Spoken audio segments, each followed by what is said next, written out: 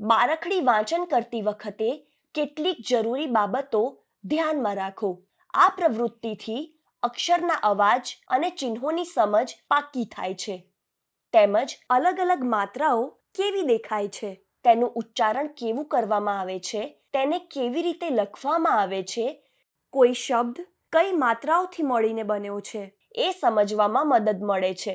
આવો જોઈએ બાળકો સાથે બારખડી સંબંધિત પ્રવૃત્તિ કેવી રીતે કરાવવી જોઈએ.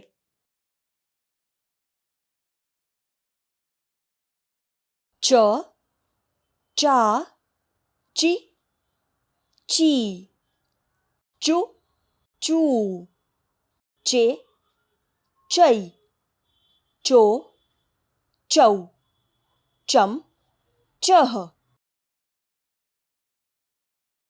ચાલો હવે તેને અલગ અલગ રીતે વાંચીએ. ઉપરથી નીચેની તરફ વાંચીએ. ગી, ઘી, ચી, છી, જી. ચાલો એક અલગ રીતથી વાંચીએ, એટલે કે વચ્ચે વચ્ચેથી વાંચીએ. જ, ખી, ઝી, ઠો, ઘે, છઈ, ઘમ.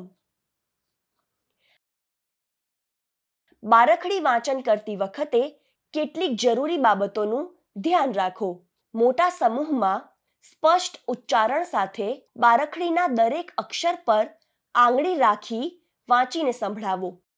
બાળકો ફક્ત જુએ અને સાંભળે, પાછળ પાછળ બોલશે નહીં. હવે બારખડીના દરેક અક્ષરને ફરીથી વાંચીને સંભળાવો.